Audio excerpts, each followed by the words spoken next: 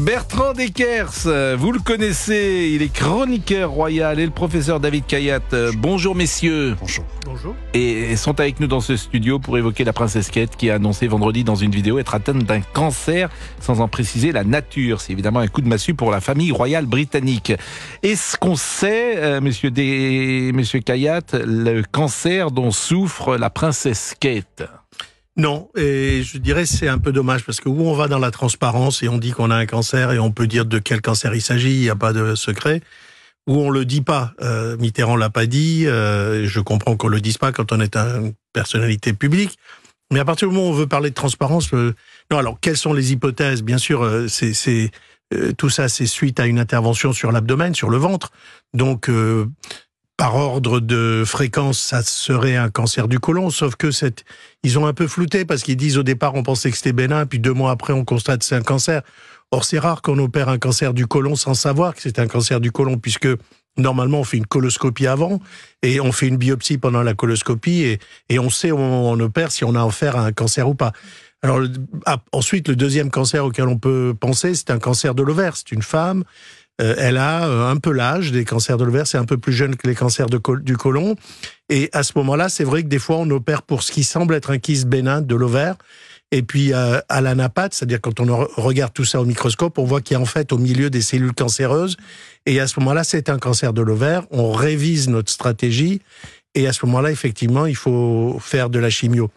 Donc, le problème, c'est que si c'est un cancer de l'ovaire, il faut réopérer pour enlever tout le reste, l'utérus et tout ça, ce qu'elle ne fait pas. Donc, moi, je dis, tout à l'heure, nous discussions tous les deux, là, mais avec Bertrand Deckers, avec Monsieur Deckers. Donc, pareil pour le prince et pour le roi, pardon, où on dit qu'on a un cancer, où on dit pas, mais bon, c'est un peu bizarre, cette histoire. Vous venez régulièrement nous voir, et c'est vrai que c'est un sujet qui passionne à chaque fois les auditeurs. C'est vrai que le cancer, même s'il y a des progrès, et effectivement, vous les avez vus, puisque depuis tellement d'années, vous avez vu les choses évoluer, il n'empêche qu'il n'y a pas une semaine sans qu'on apprenne le décès d'une personne qu'on connaissait.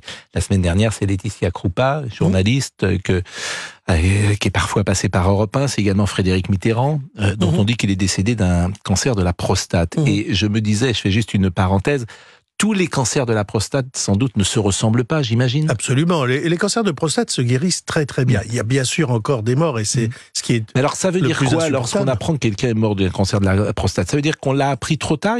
Il l'a appris trop tard, plus exactement ? C'est une hypothèse, on l'a appris trop tard et à ce moment-là, il est devenu très agressif. Mais le plus souvent, on l'a appris au début.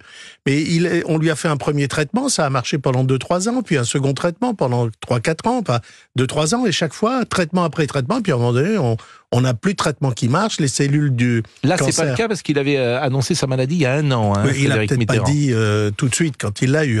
Mais la plupart des cancers de prostate, on les dépiste plutôt tôt, aujourd'hui, de nos jours, parce qu'on fait un dosage de PSA dans une prise de sang comme ça, banale. Et à ce moment-là, on traite ce cancer de prostate. Malheureusement, comme tous les cancers, il a tendance à revenir, ce qu'on appelle les rechutes. Ces rechutes, elles se caractérisent par le fait qu'il y a des métastases, c'est-à-dire que le cancer est allé dans les os, enfin ailleurs que dans l'organe initialement touché. Et à partir de là, on va commencer des traitements médicaux. Et ces traitements médicaux, ils vont permettre... Alors, contrairement à Kate, où on a fait un traitement préventif, là, on fait un traitement quand il y a des métastases, ça marche pendant 2, 4, Mitterrand, 14 ans quand même. Donc ça peut marcher très longtemps dans la prostate, puis à un moment donné, ça marche plus, et là, malheureusement, c'est le premier cancer pour les hommes ? Oui, c'est à peu près 60 000 cas, et encore à peu près 11 000 morts chaque année en France.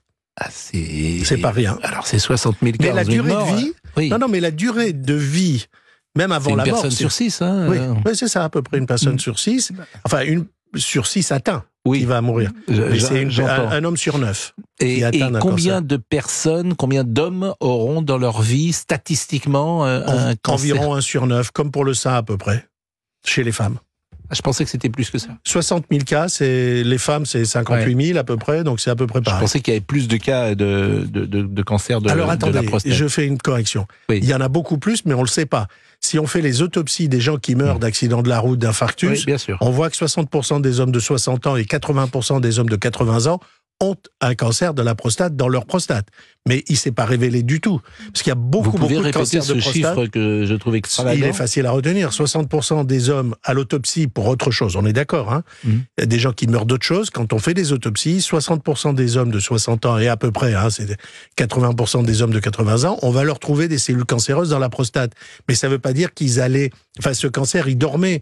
C'est le propre des cancers de la prostate. On peut avoir des cancers dormants. Ah oui, il y a un tiers des cancers de la prostate en France. On peut traverser la vie avec un cancer dormant. Attendez, il y a donc on a un cancer, mais oui, il bouge pas sur la prostate, c'est très particulier. Quand vous faites par exemple ce qu'on appelle un PET scan, que vous voyez un cancer, comment vous savez si le cancer est dormant ou pas? Parce que vous faites une biopsie de la partie qui fixe sur le PET scan, donc le cancer, vous le biopsiez, vous le prélevez un petit bout, vous le regardez au microscope, et c'est le microscope qui va vous dire agressif ou dormant. Et s'il est dormant, par exemple, vous faites rien. Vous dites au patient, vous avez un cancer dormant, mais ça sert à rien. On va le regarder, on va le surveiller tranquillement, vous inquiétez pas. Un tiers des cancers de prostate en France. Chaque année, un tiers des 60 000 cas de cancer de prostate dont j'ai parlé, on fait ce qu'on appelle en anglais du watchful follow-up, c'est-à-dire une surveillance armée. On leur fait des dosages, des IRM régulièrement, mais on ne touche pas. Écoutez, merci. À chaque fois que vous venez, moi j'ai 1000 questions parce que je pense que les uns et les autres sont passionnés par ce sujet-là qui nous concerne tous. On marque une pause et on va parler de la princesse Kate Middleton avec Bertrand Deckers. Ça tout de suite. Et pour réagir avec Pascal Praud de 11h à 13h sur Europe 1. Nous sommes donc avec Bertrand Deckers. Bertrand, que chacun connaît, vous suivez la famille royale. C'est une facilité de langage peut-être chez les journalistes. J'ai entendu tout le week-end, honte de choc, pays à triste état. C'est une réalité. Absolument, absolument. Ce ne sont pas que des mots. Honte de choc. Pas. Alors, on ne revient pas sur le fait que tous les tabloïds, tous les journaux, tous les programmes ont interrompu leur programme édition spéciale. On ne revient pas sur ça. Surtout, ce qui est interpellant, ce que l'on peut toucher du doigt, c'est que dans un monde où tout zappe, où tout lasse, dans un monde de Kardashian, il y a Kate Middleton. Elle rassure. Pourquoi? Parce que tout lui réussit. Tout. Elle est issue de la roture. C'était une petite Anglaise que personne ne connaissait. Son père était pilote d'avion, sa mère hôtesse de l'air. Elle parvient à intégrer le clan le plus fermé, le plus prestigieux du monde, les Windsor. Elle fait des enfants qui semblent tout droit sortis de Mary Poppins, tant ils sont parfaits. Tout lui réussit. Petit George, il est turbulent.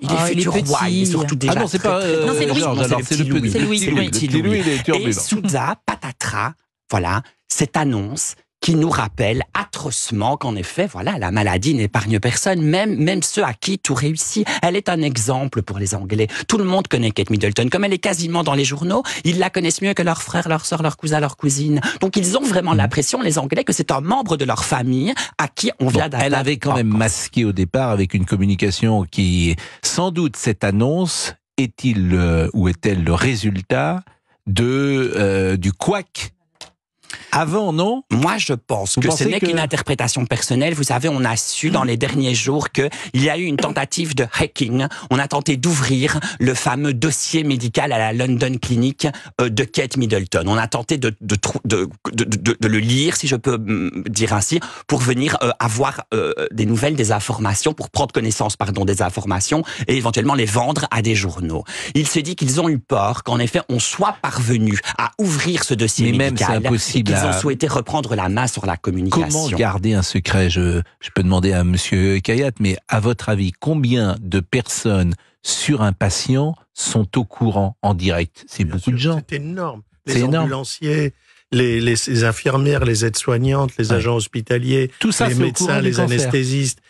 L'ambulancier, il est au courant du cancer. Oui, à peu près. Il sait des choses. Oui. Mais rien ne filtre pour autant. Hein. Vous aurez remarqué qu'à part ce qu'ils ont voulu nous dire, pour l'instant, rien ne filtre du tout. C'est peut-être aussi le but de choisir la London Clinic, qui est la plus prestigieuse d'Angleterre et du monde, probablement. Qui est une fondation absolument. Parce que des gens ont dit, mais comment ça se fait? Ils vont dans un hôpital privé? Non. C'est une fondation. Hein. On pourrait imaginer d'ailleurs, par exemple, que Kate Middleton fasse appel à des spécialistes qui ne soient pas anglais. C'est quelque chose qu'on pourrait imaginer? Oui, ce serait pour moi peu probable, mais ce serait possible. L'Angleterre est très forte en cancérologie, enfin avec une médecine à deux vitesses, hein, mais dans le secteur privé, la cancérologie est vraiment du plus haut niveau, équivalent de la meilleure cancérologie française. Après, dans le NHS, c'est pas tout à fait la même chose. Mais beaucoup de chefs d'État font appel à des cancérologues étranger pour donner un deuxième avis. Bertrand Descartes, qu'est-ce qui va se passer ces prochains jours? J'ai pas de boule de cristal. Le prince a réduit, si j'ai bien compris, ses sorties, s'occupe de ses enfants, ce qui est bien normal. Le roi lui-même, alors le roi il ne fait plus rien. On ne le voit plus beaucoup. Si, alors il reçoit quelques ambassadeurs dans un salon, très loin d'un photographe en effet. Alors on nous donne quelques clichés C'est diagnostic, lui, c'est le cancer de la prostate. Ah non, absolument pas. Ah non, il n'a pas dit c'est lors d'une intervention de la prostate qu'on a découvert des cellules cancéreuses. On ne sait absolument pas quel organe, si je peux me permettre de m'exprimer ainsi, le professeur, a été touché. Donc les Anglais sont inquiets. Ils sont tristes et ils sont inquiets indiscutablement parce que c'est presque toute la monarchie qui est remise en question. Parce que si Charles III ne fait plus son job, ça devrait être William. Parce que William, il s'absente parce qu'il est aux côtés de Kate. Et surtout, on ne se réjouissait pas de la maladie de Charles, pas du tout. Mais on se disait, dans le fond, ce sera peut-être l'occasion de passer à un règne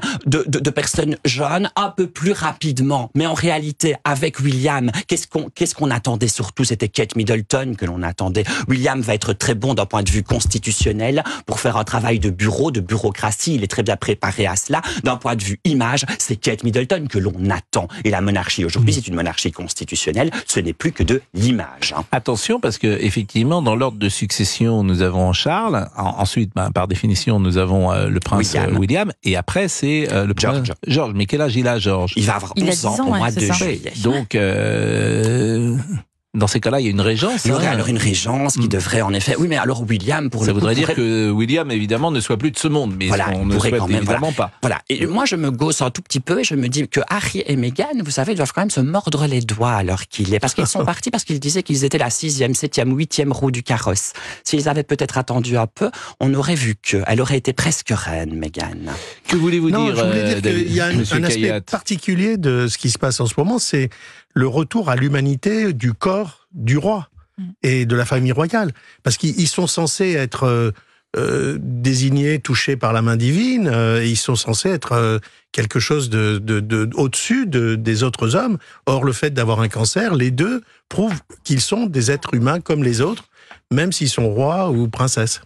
On va être avec Karine, puisque Karine qui est chef d'entreprise et qui voulait pourquoi pas échanger avec Monsieur Kayat, puisque Karine, vous avez eu un cancer du sein il y a quelques années de cela. Bonjour Karine. Bonjour Pascal, bonjour à toute l'équipe. Bonjour. Est-ce que vous pouvez nous raconter cette expérience douloureuse que vous avez vécue? Eh bien écoutez, moi en 2016, âgée de 39 ans, autopalpation à la maison, découverte d'une boule au niveau du sein. Et tout s'est très vite enchaîné. Je dirais que dans mon esprit, j'ai senti tout de suite qu'il y avait quelque chose qui n'allait pas. Je crois que le corps ne trompe pas. S'en est suivi évidemment visite chez le médecin traitant et mammographie alors que j'étais suivie déjà auparavant tous les 2 ans parce que j'avais pas des antécédents familiaux de ce côté-là, mais j'avais une anatomie au niveau des seins qui mon médecin me disait il vaut mieux suivre. 2 ans auparavant rien du tout et puis là voilà ça vous tombe sur la tête et s'enchaînent tous les examens, biopsie qui quand vous lisez le compte rendu ne trompe pas non plus donc j'ai eu la chance d'être suivie par une équipe médicale qui était au top dans un hôpital public. Découverte au mois de février, tous les examens, une équipe qui m'a dit faut continuer à vivre. Alors oui, il faut continuer à vivre, effectivement, et j'ai eu la chance d'être entourée aussi au niveau familial. À cette époque-là, j'avais une fille, j'ai toujours ma fille, mais elle était âgée de 16 ans, pleine études, lycéenne, un mari qui était auprès de moi, et puis l'opération, les traitements qui s'en sont suivis, à titre comme la princesse Kate, à titre préventif. J'avais le cancer le plus agressif possible, un trinégatif, qui arrive bien souvent aux personnes jeunes, avant 40 ans. Et ablation de la tumeur, s'en est suivi 6 séances de chimio tous les 3 semaines, puis 38 séances de radiothérapie. Et puis je suis là aujourd'hui, je vous parle et tout va bien. Avec quelles conséquences pour votre physique? Alors, au niveau physique, c'est, je dirais, pas évident. J'ai perdu de l'audition.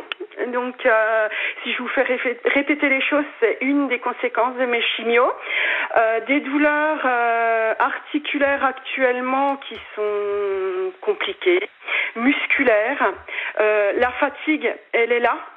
On a beau se dire, allez, on y va. Voilà. Moi, j'ai eu aussi le malheur, c'est qu'on ne m'a pas identifié le ganglion sentinelle qui alimentait ma tumeur. Donc, j'ai eu un curage axillaire de 13 ganglions au niveau de du côté droit, donc du sein, qui engendre à l'heure actuelle, je ne peux plus porter plus de 5 kilos au niveau de mon bras droit. Au risque de provoquer le syndrome du gros bras, comme on dit. Donc, c'est-à-dire que... Karine, je vais vous interrompre 2 secondes parce qu'on doit marquer une pause. Et le docteur Kayat pourra évidemment donner son avis précisément sur tout ce que vous venez de dire. J'imagine que vous êtes suivi, quoi qu'il arrive, aujourd'hui. Oui, tout à fait, tout le temps. Et que vous êtes, alors on dit phase de rémission, même 8 ans plus tard, parce que ça date de 2016. Là, je suis même guérie, voilà, aux yeux du médicalement parlant, au bout de 5 ans, on est guéri, mais on a toujours cette épée au-dessus de la tête. Hein. Il ne faut pas... On en parle après la pause.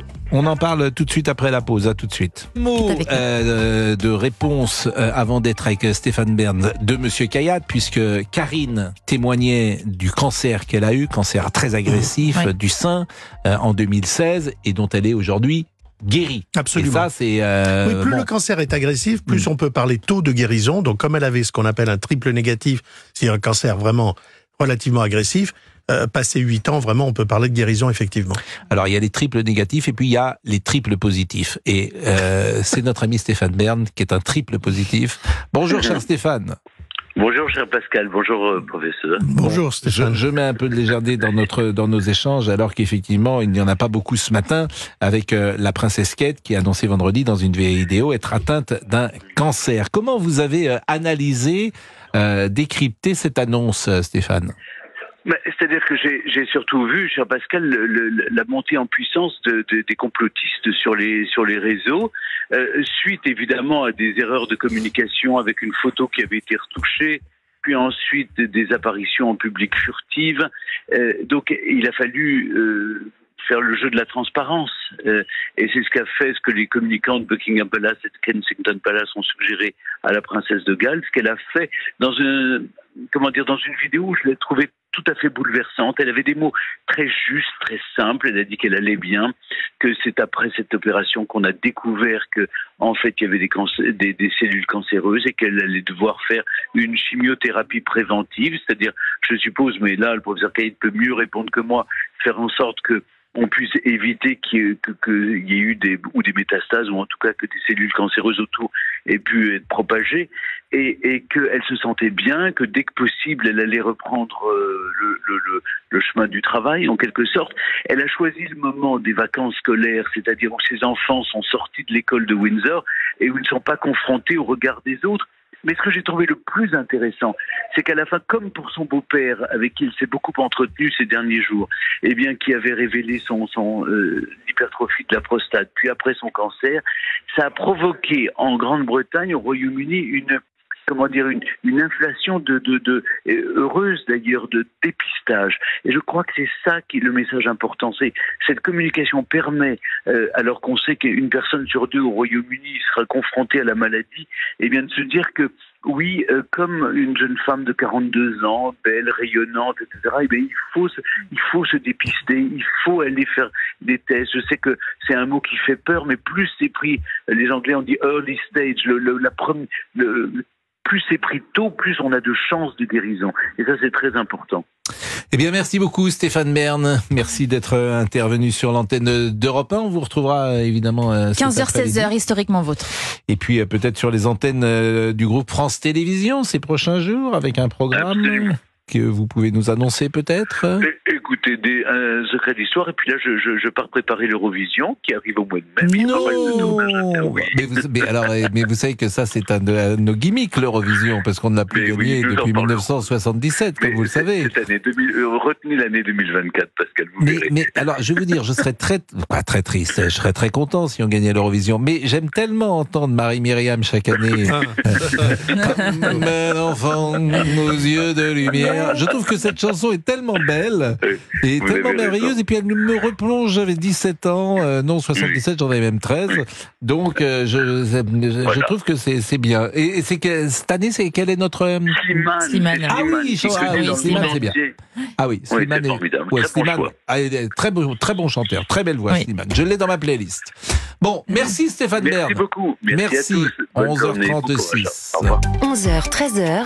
Pascal Praud sur Europe 1.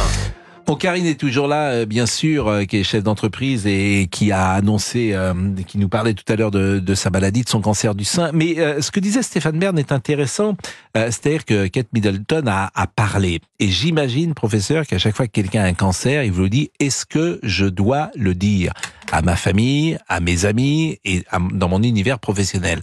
Il y a 40 ans, c'était honteux, c'était quasiment... on t'a annoncé aux autres que tu allais mourir, et aujourd'hui, tu le dis. Je ne sais pas s'il faut le dire ou pas, notamment dans un métier public, parce que après le regard des autres change, et tu n'as peut-être pas envie toute la journée d'être regardé comme quelqu'un en sursis. C'est exact. Et c'est vrai qu'il y a encore 15 ans, on parlait d'une longue et douloureuse maladie quand les gens mouraient d'un cancer. Aujourd'hui, on commence à parler du cancer. Faut-il l'annoncer? Ça dépend vraiment de chaque cas, du type de travail, du milieu dans lequel on évolue. Je voudrais faire une réflexion par rapport à ce qu'a dit Stéphane. C'est que, vous savez, à cause du Covid, pendant 2 ans, les gens ne sont pas allés faire le dépistage. Ce qui fait qu'aujourd'hui, on a des cancers plus graves qu'en 2019. Eh bien ça va rattraper le retard. C'est le fait que tout le monde se met à faire du dépistage à cause de l'annonce de ces personnalités. Donc c'est vraiment une bonne chose. Faut-il l'annoncer? Alors, il faut savoir que quand on a fait le plan cancer, on a fait voter une loi qui a permis aux gens qui ont eu un cancer de pouvoir obtenir une assurance avec une surprime pas trop forte, ce qu'on appelle le droit à l'oubli, à 10 ans. Puis ensuite, il est passé à 5 ans, et là, il y a quelques jours, il y a une grande compagnie d'assurance française qui a dit droit à l'oubli le premier jour. C'est-à-dire, on vous diagnostique un cancer, vous pouvez quand même prendre un prêt sans surprime. Donc les choses sont en train d'évoluer, mais bon, bien évidemment, ça prend du temps. Bertrand Deckers est avec nous, bien sûr, pour évoquer Kate Middleton. C'est vrai que dans cette trajectoire du prince William, cet homme qui perd sa mère lorsqu'il est adolescent, à un moment évidemment toujours difficile de la vie, qui aujourd'hui a son épouse qui a 42 ans et qui est malade. C'est vrai qu'il y a dans cette famille Windsor, non pas une malédiction, parce que ça arrive dans toutes les familles. C'est pas la famille Kennedy non plus. C'est pas des c'est pas des morts tous les 6 mois, mais plane quand même depuis la mort de la reine d'Angleterre. C'est vrai que le cas de William est particulier, parce que vous évoquez évidemment la perte de sa mère à très très jeune, vous évoquez évidemment là le cancer de son épouse. Entre-temps, il a appris le cancer de son père, dont il est l'héritier quand même. Hein. Vous savez, Charles III, c'est un chef d'entreprise. Hein. William, en quelque sorte, c'est vraiment son successeur. Et entre-temps, il s'est disputé, il s'est brouillé à mort avec son frère, Harry, à qui il ne parle plus du tout. Ça fait quand même pour un seul homme beaucoup de poids. Puisque on ne sait pas si Harry a passé un coup de fil. On sait, puisque Harry et Meghan nous ont fait un communiqué dans lequel ils ont dit qu'ils étaient tristes d'apprendre le cancer de Kate Middleton. Et ils ont fait ce communiqué au moment où où on a dévoilé la vidéo. Donc c'est vraiment la preuve qu'il n'y a plus de contact entre Harry et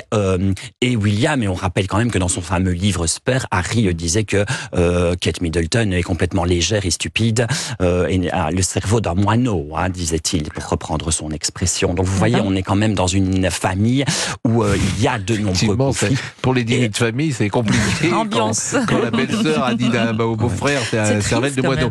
Une dernière chose sur la forme de cette vidéo. J'ai l'impression que c'était fait avec un téléphone portable, un smartphone. Mais c'est volontaire, ça. Oui, ça j'entends bien. Alors elle est où? Elle est dans un jardin. Elle est dans le jardin d'Adélaïde Cottage. On est dans la campagne de Windsor. On est à quelques kilomètres du célèbre château de Windsor, très exactement à 40 kilomètres du centre de Londres. Et en effet, elle a paraît beaucoup moins apprêtée Bien sûr, à oui. l'ordinaire. Elle est Normalement, très elle est en pâle aussi, permanence en robe Alexander McQueen. Et je voulais peut-être dire une toute dernière chose. La presse anglaise nous dit, c'est vrai que, est-ce qu'il n'y aurait pas peut-être, alors on aime les belles formules, mais une malédiction princesse de Galles. La dernière princesse de Galles, c'était Diana. Hein, on connaît le C'est la destin de dernière, Diana, c'est princesse terrible. Et on de se dit que Galles. oui, c'était Diana. Et on se dit que la prochaine princesse de Galles, c'est la petite Charlotte, qui aujourd'hui a 7-8 ans. Et c'est vrai que c'est terrible. Ça va être un titre qui va être un peu lourd, en tout cas, peut-être. Oui, bah, on espère effectivement, surtout que les choses iront mieux ces prochains jours. Elle est habillée avec une marinière et un jean, Très simple. très simplement, comme une Ouais. jeune femme d'aujourd'hui. 2 minutes 20 d'intervention, donc moins d'une chanson dans le fond. Merci beaucoup Bertrand Deckers, merci également à David Kayat, médecin oncologue, et puis merci à Karine qui était avec nous. Merci Karine, vous êtes au travail en ce moment ? Je suis à la maison, je me suis libérée justement pour votre émission, Pascal, et franchement, je voulais remercier toute l'équipe de leur bienveillance. Nous avons, avec mon mari, nous vous suivons tous les soirs sans faille à la télé. Ma fille, qui est fan aussi de Stéphane, était heureuse de l'entendre là, et j'espère un jour pouvoir vous rencontrer et qu'on puisse échanger ensemble, car vous êtes vraiment quelqu'un Bah, vous êtes de gentil. formidable. Oh bah écoutez, en tout cas vous êtes gentille.